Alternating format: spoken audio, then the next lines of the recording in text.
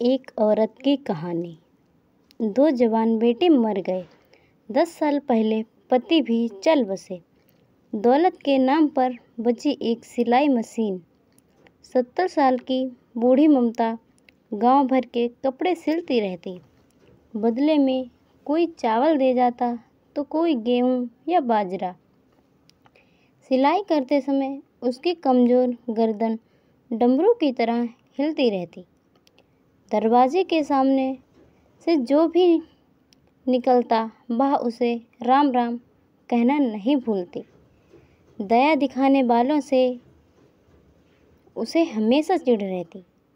छोटे छोटे बच्चे दरवाजे पर आकर उधम मचाते, लेकिन ममता उनको कभी बुरा भला ना कहकर उल्टे खुश होती। प्रधान जी कन्या पाठशाला के लिए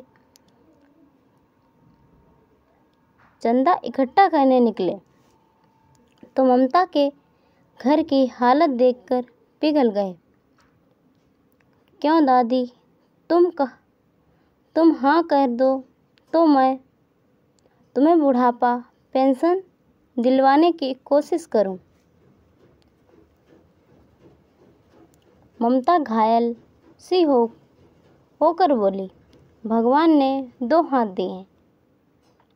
मेरी मशीन आधा पेट रोटी दे ही देती है। मैं किसी के आगे हाथ क्यों फैलाऊंगी? क्या तुम यही कहने आए थे?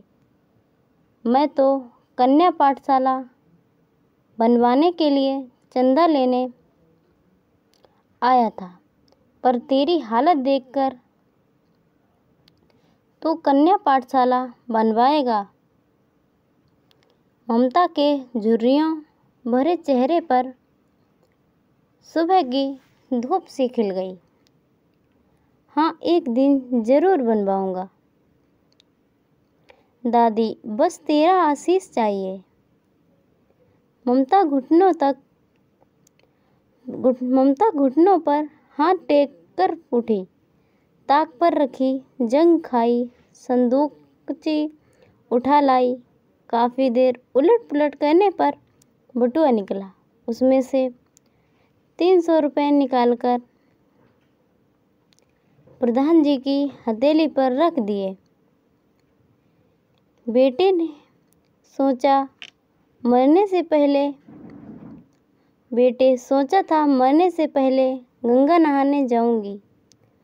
उसी के लिए जोड़कर ये पैसे रखे थे। तब ये रुपए मुझे क्यों दे रही हो? गंगा नहाने नहीं जाओगी? बेटे, तुम पाठशाला बनवाओ, इससे बड़ा गंगा स्नान और क्या होगा?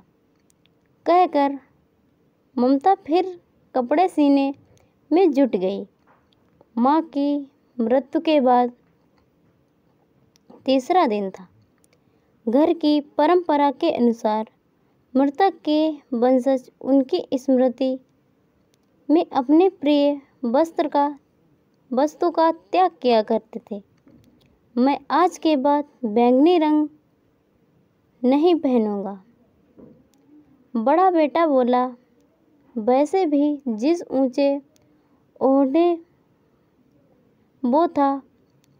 पर वो था, उसे बैंगनी रंग शायद भी कभी पहनना पड़ता।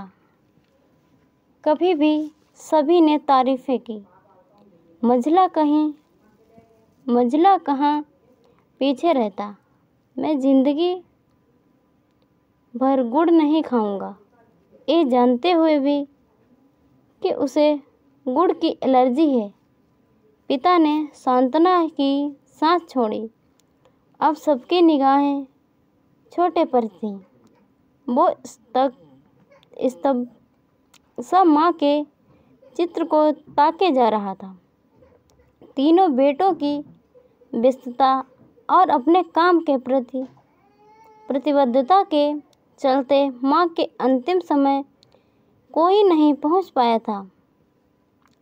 सब कुछ जब पिता कर चुके, तब बेटों के चरण घर से लगे।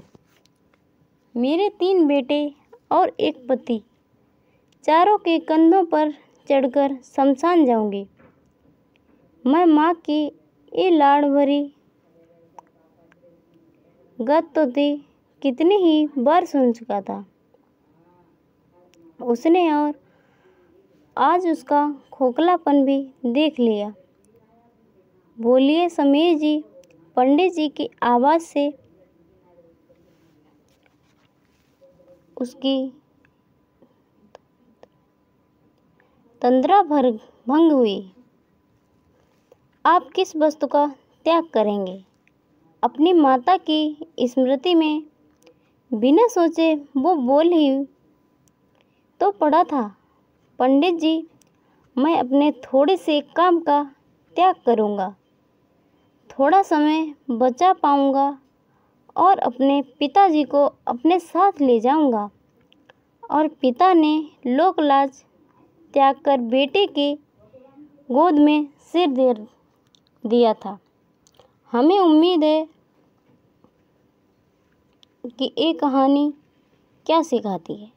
आप सभी समझ गए होंगे कि आखिर मैं 2 लाइन सभी युवा दोस्तों के लिए लिख रहा हूँ, जिसे मैं खुद हमेशा अपने दिमाग में रखता हूँ। अपने कीमती समय से थोड़ा समय अपने परिवार के लिए, बड़े बुजुर्गों के लिए भी निकालिए, क्योंकि शायद जब आपके पास समय होगा तब आपके पास एक खूबसूरत सा परिवार नहीं होगा।